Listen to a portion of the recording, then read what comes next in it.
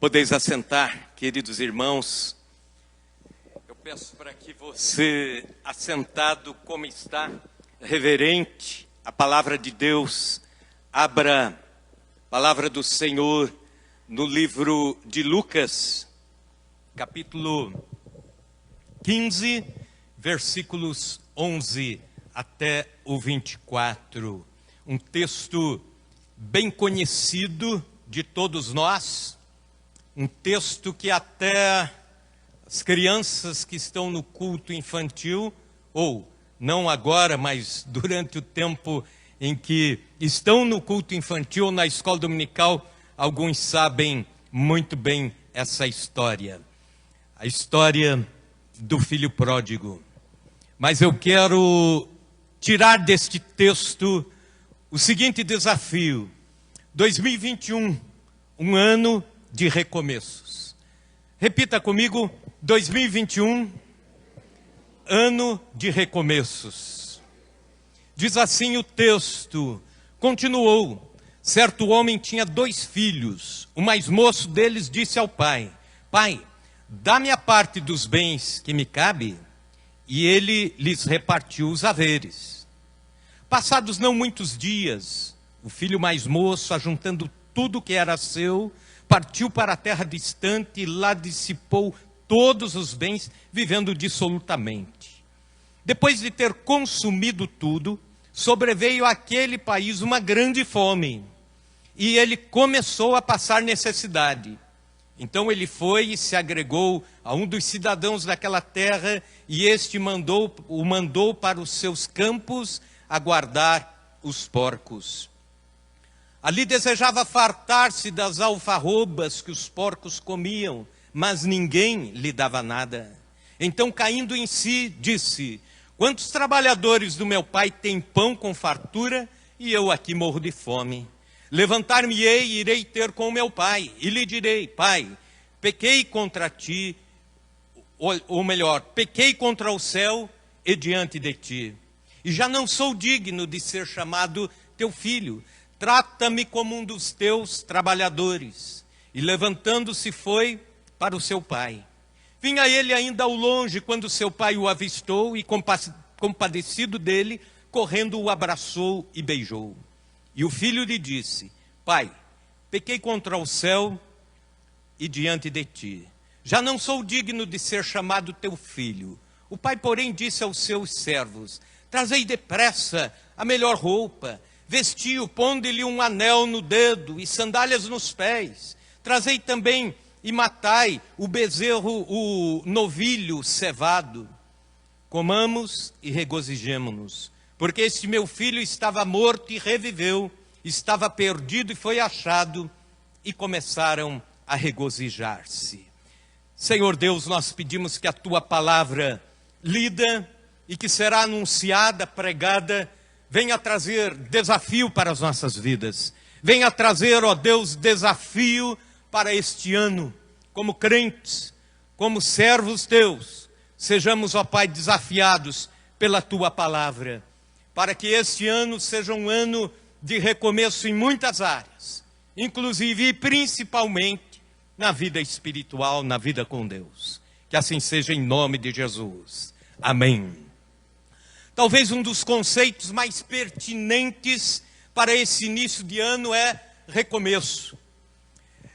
Todos nós, pensando em sociedade ou indivíduos, vemos ou ouvimos este conceito na mídia. Fala-se de retomada da economia, é o recomeço da economia. Fala-se de volta às aulas, recomeço da educação. Fala-se de novo normal, um recomeço do estilo de vida. Volta aos cultos, recomeço da vida das igrejas. Reabertura do comércio, recomeço do comércio. O texto lido pode ser interpretado e aplicado de muitas formas possíveis. Eu já vi esse texto sendo pregado a partir do ponto de vista do filho pródigo, a partir do ponto de vista do filho que ficou, a partir do ponto de vista do pai que ficou aguardando. Mas eu quero hoje falar sobre a volta do filho pródigo, pensando no recomeço, pensando em recomeçar algo. Talvez você já saiba este pano de fundo. O pai tinha 2 filhos, o mais velho e o mais novo. O mais novo chega e diz para o pai: pai, eu quero a minha parte da herança porque quero ir embora.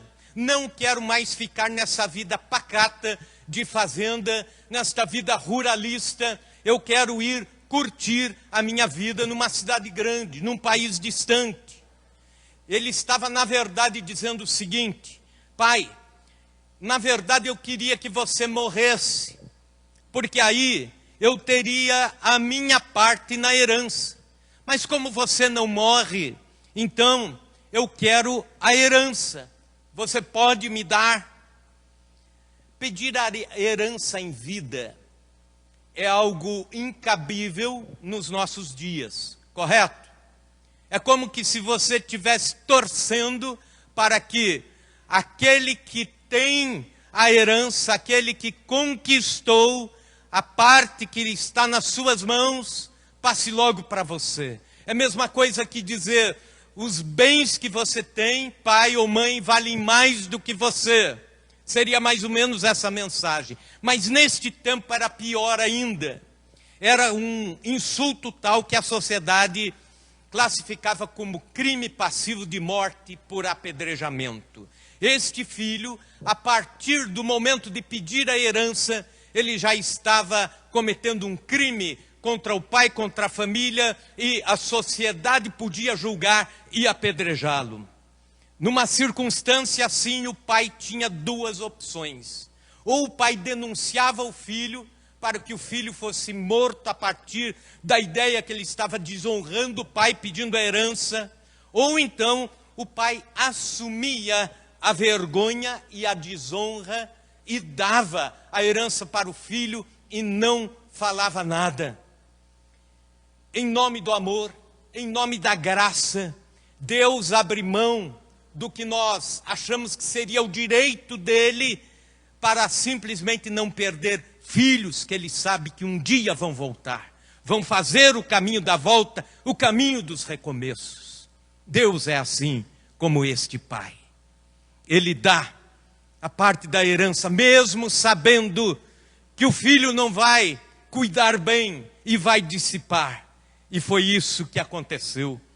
O filho foi para um país distante, uma cidade grande, quem sabe Roma, Corinto, Alexandria. Herança na conta, cartão de crédito, carro do último tipo, cassinos, os melhores hotéis, restaurantes de grife, férias mirabolantes. Era essa a vida deste rapaz. Mas, versículo 13, a Bíblia diz: e desperdiçou tudo o que tinha. Gastou tudo o que tinha. Uma outra tradução diz: dissipou tudo o que tinha. A saga de um consumista não tem fim, mas os recursos têm fim. O prazer compulsivo de alguém em ter e ter mais termina. Não termina, aliás, mas o dinheiro um dia vai terminar. Pastor Marcelo Gomes, numa mensagem, diz o seguinte: que o ser humano não tem limites, mas os bens têm limites. E é isso que esse rapaz não sabia. Os bens acabaram. Um primeiro grande problema. Agora um segundo grande problema, para piorar. Versículo 14, vem fome sobre a terra. Há uma fome nacional. O país inteiro entra em crise. Quando se trata de uma crise na sociedade, a crise sempre será maior do que o indivíduo. Você pode ter a opinião que tiver, mas a crise está lá. Você pode ter o ponto de vista que tiver, mas a crise está lá. A crise é maior do que as nossas opiniões, do que a nossa ideologia. Você pode ser bolsonarista, ou dorista, ou esquerdista, ou direitista, ou pode ser nazista, ou pode ser liberal. A crise do Covid está lá. 200 mil pessoas já perderam as suas vidas no nosso país. Você pode ser negacionista, pode ser sensacionalista, pode ser otimista ou pode ser pessimista, mas isso não muda o quadro de que o mundo está encolhido e amedrontado diante do grande problema que estamos vivendo, uma crise mundial. A minha ideologia ou a sua ideologia tem um limite, a crise. Quando chega na crise, todos se igualam. E é perda de tempo ficar tentando encontrar respostas para aquilo que nem os grandes governantes dos maiores países do mundo têm a devida resposta. Tem um limite, a crise. Uma crise nacional, todos se igualam. O filho pródigo era dono do mundo, era dono de si, até que veio a crise de fome sobre o país onde ele estava. Mas as coisas não terminam por aí. Um terceiro grande problema. Ele vai cuidar de porcos. Só sobrou um emprego possível para ele: ir cuidar dos porcos. Era uma profissão, uma ocupação amaldiçoada. Me perdoem os palmeirenses, que tem lá a figura do porquinho como mascote. Mas era amaldiçoado quem cuidava dos porcos. Era amaldiçoado, inclusive não tinha direito à religião. Não podia nem entrar no átrio exterior do templo. Não podia nem se aproximar de onde os estrangeiros se aproximavam para adorar a Deus no templo. Não podiam. Não tinham acesso ao serviço. Não tinham acesso à religião. Eram considerados párias da sociedade. Dizem os pessimistas que nada é tão ruim que não possa piorar. E a situação desse rapaz ainda piorou. Além dele ir cuidar dos porcos, pior ainda, ele começou a olhar para as vagens de alfarrobeira que os porcos comiam e começou a invejar a comida dos porcos. Tal era a fome que ele tinha, tal era a fome que tomava conta da sua vida de forma humilhante. Ele queria comer a comida dos porcos. Este é o último estágio de um rapaz que se acha capaz de viver longe do pai, se acha dono do seu destino, movido por interesses fúteis, e agora está ali, maltrapilho, faminto, imigrante num país distante, um país em crise. Este é o quadro de alguém que resolve viver longe de Deus. Será possível sair desse poço? Para esse rapaz foi possível. O recomeço foi o caminho que levou do chiqueiro até a casa do pai, que levou da desonra e da fome até a celebração, até a fartura, até o novilho cevado, que levou da vergonha até a volta à herança e a ter o anel da herança de volta. E que caminho é esse? Algumas posturas para o recomeço. E agora eu chamo a atenção porque em alguns momentos aqui nós vamos nos encontrar para este ano de 2021 e para os nossos recomeços. Talvez você não esteja na situação do filho pródigo, talvez você não esteja na situação desse rapaz, talvez a tua situação não é tão ruim, mas eu quero te dizer, o caminho do recomeço é para quem caiu um pouco, é para quem voltou atrás um pouquinho ou muito. O caminho do recomeço tanto faz, é para aquele que está no fundo do poço ou para aquele que está na beirada do poço. Mas é o caminho para todos nós neste ano de 2021. Primeira postura para o recomeço: assuma sua posição atual. Veja comigo o versículo 17. Então, caindo em si, disse: quantos trabalhadores de meu pai têm pão com fartura e eu aqui morro de fome? Repita comigo esta primeira frase. Então, caindo em si. Vamos lá?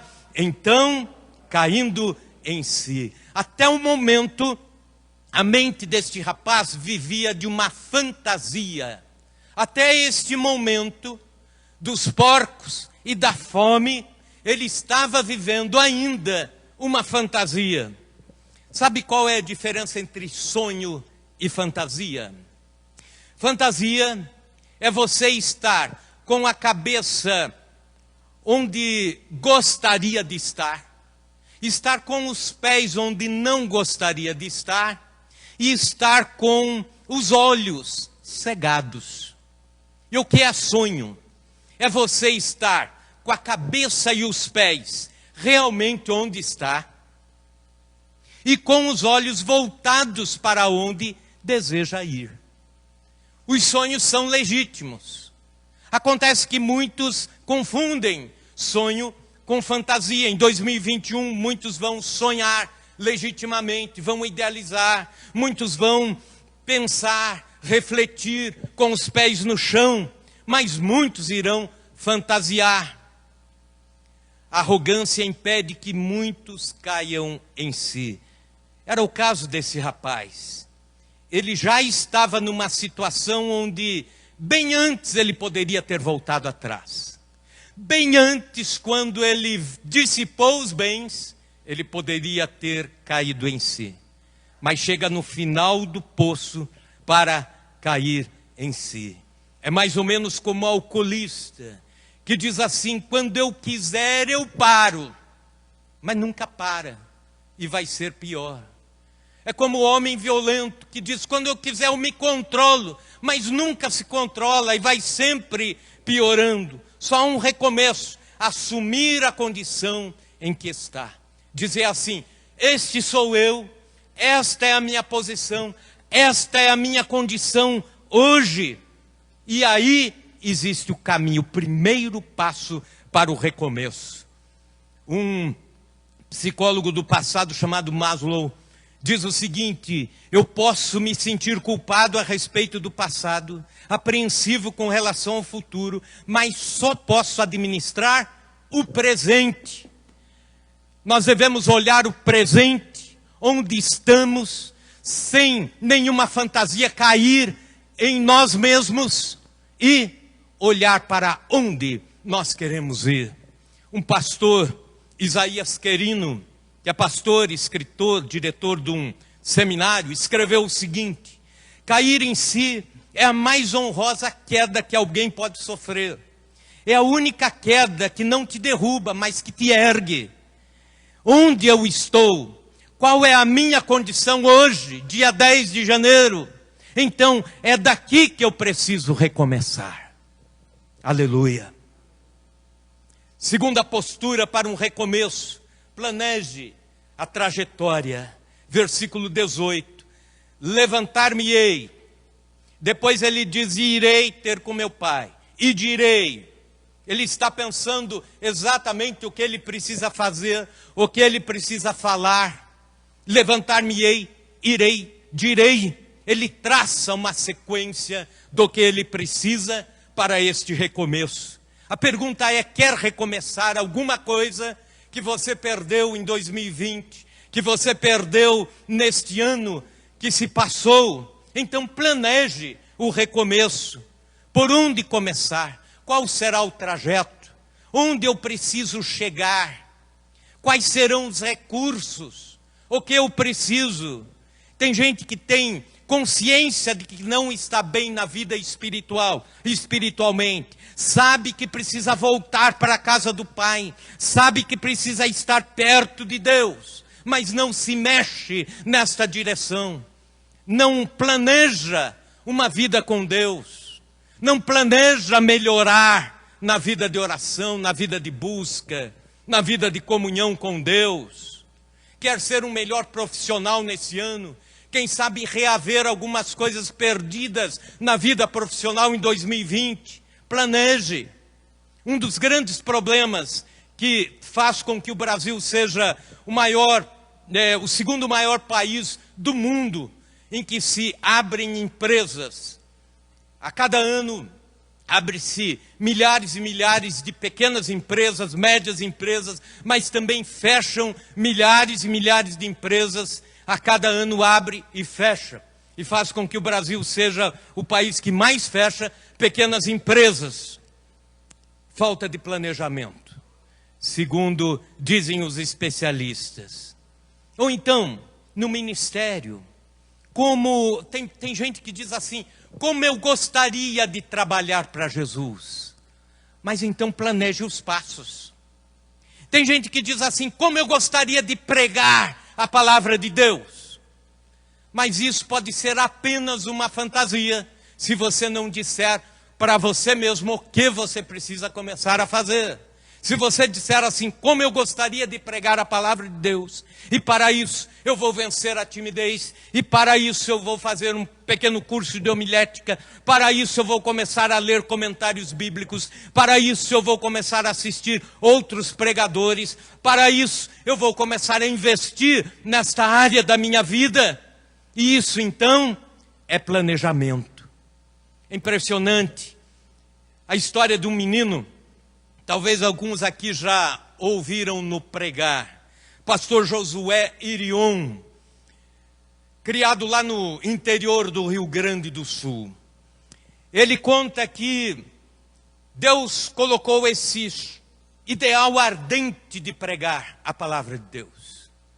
E o seu coração inflamava, mas ninguém lhe dava oportunidade para pregar. Primeiro porque ele não sabia pregar, e segundo porque não tinha esta habilidade. Então ele disse, eu preciso fazer alguma coisa, eu preciso fazer algo. E ele então colocava no quintal da casa dele, ou no sítio, ou na chácara onde moravam, várias abóboras em cima de banquinhos, em cima de toras de madeira, de forma que pareciam rostos de pessoas, e ele começava a pregar para as abóboras. Eu não sei se as abóboras se converteram, mas ele pregava, ele começou a exercer a sua dinâmica de ministério, pregar com autoridade, pregar com intrepidez para abóboras. E quando lhe foi dada a primeira oportunidade para pregar num culto, Deus o usou poderosamente. De lá para cá não parou de usar. Um homem usado por Deus. Começou pregando para abóboras. Planejou. O planejamento dele. Demóstenes, um jovem grego de 384 a.C., era órfão, tinha os pulmões fracos, a voz muito fraca e era gago. Ele decidiu tornar-se um grande orador entre os gregos. Ele estudava para isso noite adentro, estudava a teoria da oratória, e conta a história que por vezes ele dormia estudando. Então ele resolveu deixar o seu banco, o banquinho onde ele sentava para estudar, madrugada dentro, com apenas uma perna. E ele então segurava o banco com as outras pernas, de forma que não dormia, não cochilava. Se cochilasse, caía. Gritava todas as manhãs a plenos pulmões na praia para treinar a sua voz e pegar fôlego. E o que fazer com a gagueira? Ele começou a juntar pedras redondinhas e colocava debaixo da língua, na boca, de forma a falar, procurar falar com as pedras na boca, e desta forma foi treinando sua boca, a musculatura, para vencer a gagueira. Dali a alguns anos ele se torna realmente um homem destro naquilo que fazia, um homem eminente na oratória. Quando você planeja, você vê possibilidades. Enquanto você planeja, você tem ideias. Enquanto você planeja, você vê Deus agindo. E Deus pode até alterar o planejamento seu, pode até alterar o que você planejou. Mas Deus não quer que você caminhe sem planejar alguma coisa. Dizem que o cristão faz o planejamento com lápis e depois põe o lápis e põe a borracha na mão de Deus e consagra a Deus aquilo que planejou. Então planeje a sua vida para 2021, naquilo que for, no ministério, na vida cristã, na vida familiar, nos negócios, nas finanças. Que Deus abençoe o seu planejamento em 2021. Aleluia. Terceira postura para o recomeço. Tenha iniciativa. Veja comigo o versículo 18.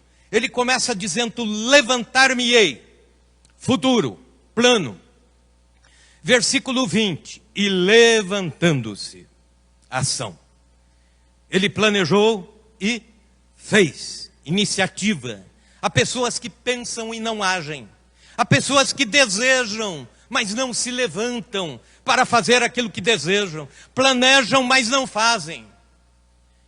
As expressões um dia, ou talvez, ou então quem sabe, são expressões muito comuns em quem idealiza, mas não faz aquilo que idealizou.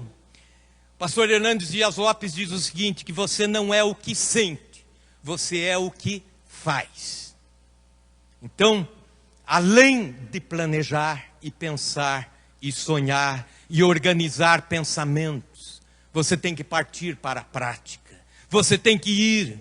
Hoje é o tempo de se levantar. É o tempo de se levantar para sair do buraco. É o tempo de se levantar para deixar um vício. É tempo de se levantar para assumir um compromisso. É tempo de se levantar para potencializar a fé. É tempo de se levantar para buscar mais a Deus e com profundidade. Planejamento sem ação é mera burocracia. Mais uma vez, acaba sendo a fantasia e não o sonho. Levante-se para uma vida de oração. Levante-se para a comunhão. Levante-se para os ideais mais nobres. Levante-se para o serviço cristão. Quarta e última postura para o recomeço. Haja com humildade. Versículo 21. Ele foi para o pai e veja o seguinte. E o filho lhe disse: Pai, pequei contra o céu e diante de ti. Já não sou digno de ser chamado teu filho. E a hora que ele ia continuar o discurso, dizendo assim: agora trata-me como um dos teus trabalhadores, trata-me como um dos que trabalham aqui, só quero trabalhar aqui para ter o que comer. Antes que ele diga isso, o pai interrompe e diz para os servos: olha, vai lá, busca o anel, busca a sandália, busca as vestimentas, busca o bezerro cevado para a grande festa. Avisa a todos que vai ter uma festa, porque este filho estava perdido e foi achado, foi reencontrado. Ele começa a fazer a sua proposta e o pai vem com uma proposta muito melhor, dizendo: pode entrar na herança de volta. Quando ele diz: traz o anel e coloca o anel no dedo, significa exatamente isso. Você passa a ter os direitos que você tinha quando deixou esta casa e levou embora a sua herança. E é por isso que o filho mais velho fica muito bravo. É por isso que o filho mais velho diz: opa, então sou eu que estou saindo agora no prejuízo. Porque ele foi, dissipou a herança e agora vai ter novamente o anel. Agora novamente vai ter herança.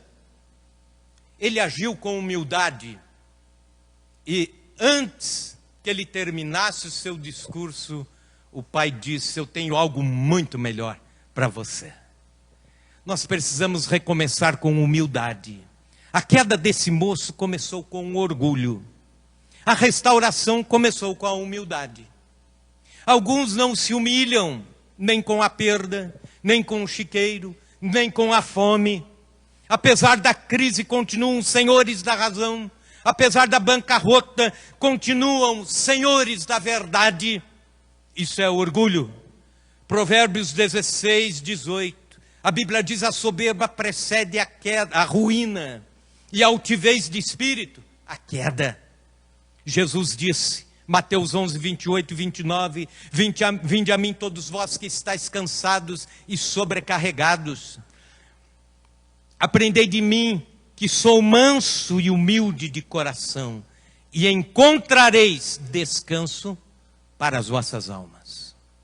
Quando você aprende a humildade, você tem descanso para a alma.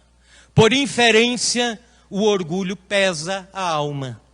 E a humildade, ao estilo de Cristo, faz com que a alma fique leve.